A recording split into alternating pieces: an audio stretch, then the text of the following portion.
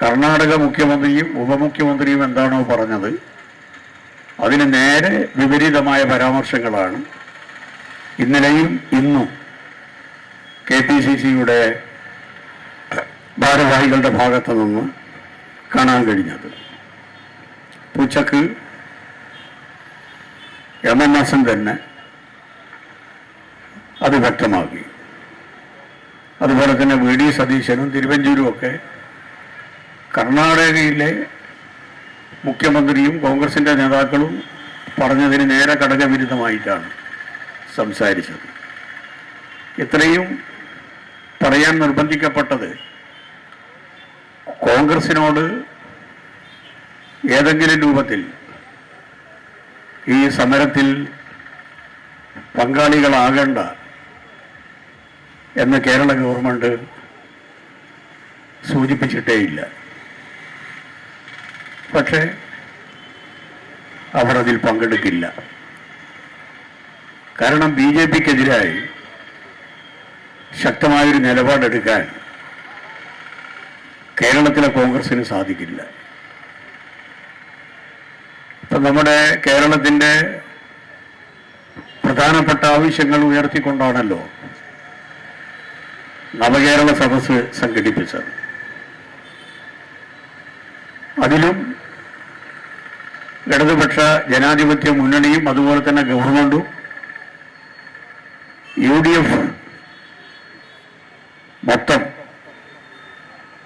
അതിൽ പങ്കാളികളാകണമെന്ന് അഭ്യർത്ഥിച്ചതാണ്. പക്ഷേ ആ സമരത്തിലും അവർ പങ്കെടുത്തില്ല. ക്ഷണിക്കാത്തത് കൊണ്ടല്ല. കാര്യം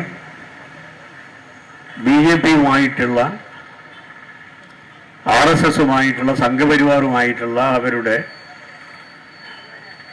അവിശുദ്ധമായ ബന്ധമാണ് ഇത് സൂചിപ്പിക്കുന്നത്. അത് നമ്മുടെ കേരളത്തിൻ്റെ താല്പര്യത്തെ എങ്ങനെ ബാധിക്കുന്നു എന്നുള്ളതിൻ്റെ ഒരു സൂചന കൂടിയാണത്. ഇപ്പൊ പ്രകടമായി തന്നെ നമുക്കറിയാം, ലോക്സഭാ തെരഞ്ഞെടുപ്പിൽ BJPയും UDFും ഒന്നായി പൊതുസ്ഥാനാർത്ഥിയെ നിർത്തിയ അനുഭവം നമ്മുടെ മുമ്പിലുണ്ട്. വടകര പാർലമെന്റ് മണ്ഡലത്തിൽ അഡ്വക്കേറ്റ് രത്നസിംഗ് BJPയുടെ സ്വതന്ത്ര സ്ഥാനാർത്ഥിയായിരുന്നു. കോൺഗ്രസ് സ്ഥാനാർത്ഥി അവിടെ ഉണ്ടായിരുന്നില്ല. ബേപ്പൂരിൽ ഡോക്ടർ മാധവൻകുട്ടിയായിരുന്നു നിയമസഭയിൽ അവരുടെ പൊതു സ്ഥാനാർത്ഥി. അതിലും അവർക്ക് യാതൊരു ബുദ്ധിമുട്ടും ഉണ്ടായിരുന്നില്ല. അതുമാത്രമല്ല, 1970 നമ്മുടെ പാലക്കാട് സഖാവ് AKG വന്ന് മത്സരിക്കുന്ന ഘട്ടത്തിൽ കോൺഗ്രസിനും BJPക്കും പൊതു സ്ഥാനാർത്ഥിയായിരുന്നു.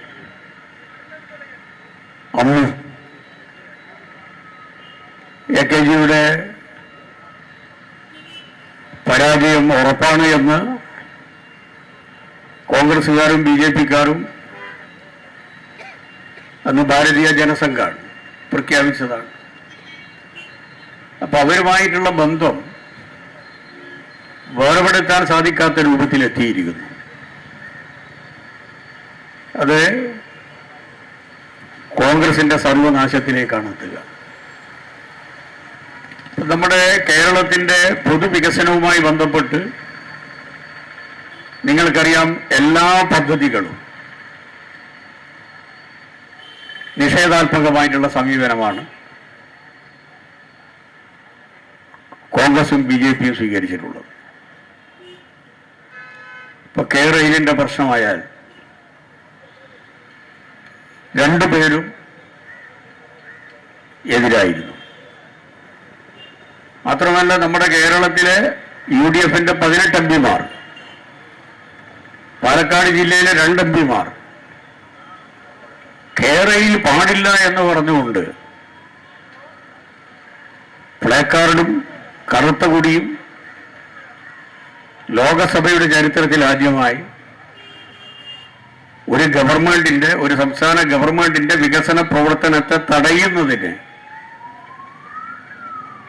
പ്രതിഷേധിച്ചവരാണ്. കോവിഡിന്റെ കാലഘട്ടത്തിൽ ഈ രണ്ടു കൂട്ടരും കാട്ടിയിട്ടുള്ള സമീപനം ഇത് തന്നെയാണ്. ഒരു മാതൃകാപരമായ സമീപനമാണല്ലോ അന്ന് നമ്മുടെ ഗവൺമെന്റ് സ്വീകരിച്ചത്. അത്തരമൊരു ഘട്ടത്തിൽ ഒരു വിദേശ രാജ്യം, യുണൈറ്റഡ് അറബ് എമിറേറ്റ്സ് 750 കോടി രൂപ നമുക്ക് തരാൻ തീരുമാനിച്ചിട്ട് ഇന്ത്യൻ പ്രധാനമന്ത്രി അത് വാങ്ങാൻ പാടില്ല എന്ന് പറഞ്ഞു. ആ തീരുമാനം ശരിയാണ് എന്ന് പറഞ്ഞതാണ് കേരളത്തിലെ UDF. ഈ പ്രശ്നത്തിൽ മാത്രമല്ല, BJPയെ, RSSനെ അവർക്ക് ഭയമാണ്. ശക്തമായ ഒരു നിലപാടും ഈ കേരളത്തിന്റെ മാത്രമല്ല ഞാൻ പറയുന്നത്, അഖിലേന്ത്യാ തലത്തിൽ തന്നെ നിങ്ങൾ എടുക്കുക. ഒരു പ്രതിസന്ധി നേരിടുന്ന സമയത്ത്, അതും ജനങ്ങളിൽ ഒരു വല്ലാത്ത ആശങ്ക ഉണ്ടാക്കുന്ന നിരവധി പ്രശ്നങ്ങൾ നമ്മുടെ നാട്ടിൽ വന്നല്ലോ. ആ പ്രശ്നങ്ങളിലെല്ലാം BJPയുടെ കൂടെ തന്നെയാണ് കോൺഗ്രസ്. ഇപ്പൊ ജമ്മു കാശ്മീരിനെ കർശനമാക്കി, ആ സംസ്ഥാനം ഇല്ലാതാക്കി. ശക്തമായ ഒരക്ഷരം പറയാൻ കോൺഗ്രസിന്റെ ഏതെങ്കിലും ഒരു MP തയ്യാറായിരുന്നു? ഇവിടെയുള്ള MP തയ്യാറായിരുന്നു? അതിനേക്കാളും മുമ്പ് പൗരത്വ നിയമവുമായി ബന്ധപ്പെട്ടുകൊണ്ട് പുറത്തു നിന്ന് വന്ന മുസ്ലിങ്ങളെയെല്ലാം ഇവിടെ നിന്ന് ആട്ടി ഓടിക്കുന്ന ഒരു നിയമമാണല്ലോ പൗരത്വ ഭേദഗതി നിയമം. എല്ലാവർക്കും അറിയാം. പാർലമെന്റിൽ ആ നിയമം വന്ന സമയത്ത് BJPയുടെ കൂടെ നിൽക്കുന്ന സമീപനമല്ലേ കാട്ടിയത്? അയോധ്യ പ്രശ്നവുമായി ബന്ധപ്പെട്ട് ഇപ്പൊ നടന്ന സംഭവം എത്ര ദിവസം കഴിഞ്ഞാൽ അതിലൊരു തീരുമാനമെടുക്കാൻ അവർക്ക് സാധിച്ചത്? ഇടതുപക്ഷ ജനാധിപത്യ മുന്നണിയും അതുപോലെ തന്നെ CPIM-ഉം ശക്തമായൊരു നിലപാട് ആദ്യം തന്നെ എടുത്തു. ഇതിൽ ഞങ്ങൾ പങ്കെടുക്കില്ല. കാരണം ഇത് നമ്മുടെ മതനിരപേക്ഷതക്ക്, നമ്മുടെ രാജ്യത്തിന്റെ ഭരണഘടനക്ക് ഏൽക്കുന്ന ഏറ്റവും വലിയ കോടാലിയാണ്. പ്രകടമായി മതം രാഷ്ട്രീയത്തിലേക്കും രാഷ്ട്രീയം മതത്തിലേക്കും ഇടപെടുന്ന ഒരു പ്രക്രിയയാണിത്. പൂജാരിമാർ ചെയ്യേണ്ടത്, സന്യാസിമാർ ചെയ്യേണ്ടത് ഇന്ത്യ രാജ്യത്തിന്റെ പ്രധാനമന്ത്രിയാണ് ചെയ്യുന്നത്. അങ്ങനെ സ്റ്റേറ്റ് ഇടപെടാൻ പാടില്ല. അത് നമ്മുടെ രാജ്യത്തിന്റെ ഭരണഘടനയെ വെല്ലുവിളിക്കലാണ്. ശക്തമായൊരു നിലപാട് നമ്മൾ എടുത്ത സമയത്ത് ആ ഒരു നിലപാട് ആദ്യം എടുക്കാൻ കഴിഞ്ഞില്ലല്ലോ. പിന്നീട് അവർ എടുത്തത് ഞങ്ങളാണ് ഈ പള്ളിയുള്ള സ്ഥലത്ത് ഈ അമ്പലം പണിയുന്നതിന് ശിലാന്യാസം നടത്തിയത്. ഞങ്ങളുടെ പ്രധാനമന്ത്രി ഇന്ത്യ രാജ്യത്ത് ഉള്ളൊരു ഘട്ടത്തിലാണ് പള്ളി പൊളിച്ചത്. അതിന് ഞങ്ങൾ അഭിമാനിക്കുന്നു എന്ന രൂപത്തിലല്ലേ സന്ദേശം കൊടുത്തിട്ടുള്ളത്. ഇപ്പോഴും അത് തന്നെയല്ലേ പറയുന്നത്. പാലസ്തീന്റെ പ്രശ്നമായാലോ അതിലും ഒരു ശക്തമായ ഒരു പ്രതിഷേധം എവിടെയെങ്കിലും സംഘടിപ്പിക്കാൻ അവർക്ക് കഴിഞ്ഞിട്ടുണ്ടോ? കോഴിക്കോട് LDF നടത്തിയ ശക്തമായ ഒരു പ്രതിഷേധത്തെ തുടർന്ന് പേരിന് ഒരു സെമിനാർ നടത്തി. അതിനപ്പുറം നമ്മുടെ രാജ്യത്തിലെ ജനതയെ, പ്രത്യേകിച്ച് മതന്യൂനപക്ഷങ്ങളെ വിശ്വാസത്തിലെടുക്കാൻ പറ്റുന്ന എന്തെങ്കിലും ഒരു സമീപനം സ്വീകരിച്ചിട്ടുണ്ടോ? അവർക്ക് കഴിയില്ല. അതാണ് അതിന്റെ പ്രശ്നം. ഇപ്പൊ തന്നെ ലോക്സഭാ തെരഞ്ഞെടുപ്പുമായി ബന്ധപ്പെട്ടുകൊണ്ട് ചില അഡ്ജസ്റ്റ്മെന്റുകൾ നടക്കാൻ പോകുന്നു എന്നാണ് മനസ്സിലാക്കാൻ കഴിയുന്നത്. അപ്പോ ചില വാങ്ങലും കൊടുക്കലും ഉണ്ടാവും. അത്തരമൊരു സാഹചര്യത്തിൽ അവർ വെറുപ്പിക്കണ്ട. ഈ ഒരു സമീപനമല്ലേ ഈ കേരളത്തോട് കാട്ടുന്ന കടുത്ത ഈ അനീതിയുമായി ബന്ധപ്പെട്ട് കോൺഗ്രസ് കാട്ടുന്നത്? എന്താണ് സംഭവിക്കാൻ പോകുന്നത് ഈ ധർണയിൽ അവർ പങ്കെടുത്താൽ? ധർണയിൽ പങ്കെടുത്തതിന് ശേഷം അവരുടെ രാഷ്ട്രീയ പ്രവർത്തനത്തിന്, അവരുടെ ആശയ പ്രചരണത്തിന് എന്തെങ്കിലും മാറ്റം വരുത്തേണ്ടതുണ്ടോ? അവർക്ക് അവരുടെ അഭിപ്രായം പറയാമല്ലോ. കേരളത്തിന്റെ ഈ ഒരു പൊതുപ്രശ്നത്തിൽ കേന്ദ്രം കാട്ടുന്നത് ശരിയല്ല എന്ന് എല്ലാവരും പറയുമ്പോൾ ഉണ്ടാകുന്ന ഒരു ശക്തിയില്ലേ, അതെന്തിനാ ഇല്ലാതാക്കുന്നത്? അതിന് പകരം പറയുന്ന എന്താ?